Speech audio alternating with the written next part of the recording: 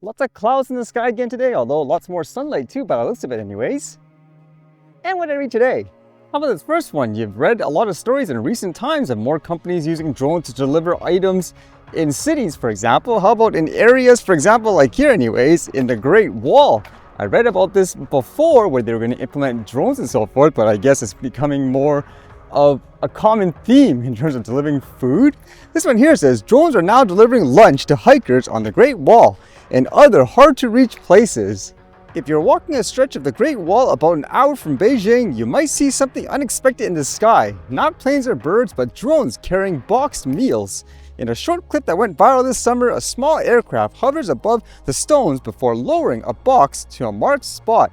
And as they mentioned, this is something that's real. It's not a publicity stunt or anything like that. It says drones take off from a nearby hotel rooftop carrying meals ordered through the Meituan app and fly along the pre-approved barreling section of the Great Wall where customers can retrieve their food.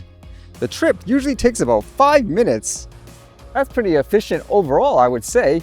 It makes me wonder too, because usually when you go on these, let's just say long hikes, for example, you should go prepared with all the appropriate water, for example, food. And so it makes me wonder if this type of convenience will actually make people lazier, where they could say, oh, I don't need to pack this up. I can just order it from the drone if I need to. I guess either way, it'll be more of a common service throughout the world anyways. And of course, there's more police officers using drones, I guess, in every single situation. How about this one? This one says, police used drone to catch teen suspect who allegedly broke into dozens of cars. Wow, what was this guy doing? Does he think he's playing a real-life Grand Theft Auto or something? He says, police in Hingman arrested a Holbrook teen Friday after he and another suspect allegedly broke into about 60 cars in one night. Just before 1 a.m., officers responded to a report of two males breaking into a resident's cars on Pilgrim Road. Police said in a statement, working with the Norwell Police and Hingman K9 unit, officers investigated and launched a drone to help find the suspects. Using the drone, police found the two males who ran when spotted on another street. Officers caught and arrested a 17-year-old male, but were not able to find the other suspect, according to police. Wow, that's a lot of damage the guy caused. What's the rules and stuff down there if somebody does something like this? Will everyone just get, for example, their damages from their vehicles covered by insurance, and then he gets, for example, charged separately by the police or whatever? Or does he actually have to pay each and every person, for example, for their vehicle damage? And with that thought of police using drones, for example, as you know, there's that big story about the ostrich farm here in BC, where the Canadian Food Inspection Agency wanted to cull about 400 ostriches, where they claim they're all infected with the avian flu, but the other argument is they've all recovered and it's been months, for example, and they refused to test them for some reason. And as you know, there was a claim that the RCMP flew their drone too close to the ostrich, and as a result, it made them freak out. They started to create a stampede, and one of them actually got injured. And during this time, essentially the owners of the farm didn't actually have rights to go and take care of the ostriches as they see fit. Basically, they need to get permission. And according to this, one of the ostrich was actually injured from that. And as a result, I guess, of the neglect in terms of the care, the ostrich actually passed away apparently. So you can see all the videos and stuff too. So it's been brought to my knowledge. We knew yesterday we saw Spirit throwing her head back. And that is usually a classic sign of an ostrich struggling and suffering and their end of moments. So I just got confirmation that Spirit is dead. She died and probably in extreme pain, dehydration, and suffered. Canadian Food Inspection Agency, you've been caught, and I want you to know you've been caught on camera. And this is on you. And if you remember too, there's actually a Supreme Court order that told them to stop, where they can't actually cull the ostriches yet. And it makes you wonder, in this case, since they are under the care of the agency and all that, and this bird passed away where it seemed like it was perfectly avoidable, who's actually held accountable? The agency, for example? I would imagine it's no different than, let's just say, a police officer apprehending someone and then they die under their watch. So what happens in this case? And the other thing I'm thinking actually is, when it comes to things like drones, as you know, it's so over the top. They always demonize, for example, people flying it in a perfectly safe way. And one of the arguments is how no one's ever been killed, let's just say with a toy drone or anything like that, from someone just flying it for fun around the area or just capturing basic footage.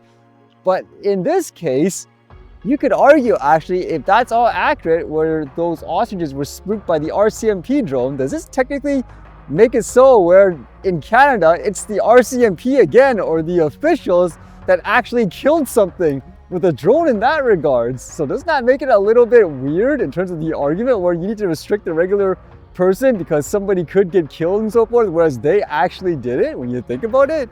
So unfortunate situation, but the other thing is, as I mentioned before, it seems like more people, like the average people anyways, are having more awareness in terms of how over the top the regulations are, banning the airspace like this, because the assumption is you don't want people, for example, capturing footage and so forth of the area. So hopefully that would actually wake some people up. I guess so far, all of the fake gurus and lobbyists or people that actually supported them in every single way, for example, history hasn't been kind so far, huh? It actually turned out to be the way everyone said it would. For example, people say, oh, I don't care about this guy or whatever, as long as I have my rights to fly in my field. They lost their rights slowly. And then afterwards, there's people who always try to drone police other people, trying to fearmonger it, like with some official narrative. But then here, again, it's the officials that actually end up doing something catastrophic, for example. So who knows if that will change, but it's just unfortunate that it takes stuff like this to actually come out for people to realize, hey, something isn't right. At least for myself, I could say I did not follow along with those fake gurus or lobbyist organizations and narratives, for example. And in my opinion, it's pretty obvious when you look at it from the outside. I'm just still amazed how there's so many people that just blindly, for example, follow it. Like at this point, it's one of those things, like I said before, it's just going to be too embarrassing if someone went all in attacking, for example, like a recreational flyer and all that, and now you see this, they're not going to admit it. So you need the mass majority of people to actually see what it's like with stories like these, unfortunately.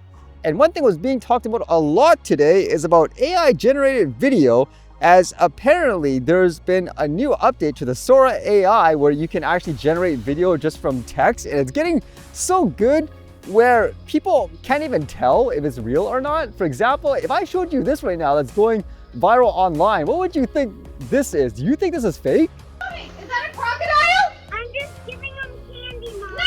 Get inside right now! Stop! Get away from it! I need it! Get inside! No! Mommy! Oh my God! Get it! Get it! No!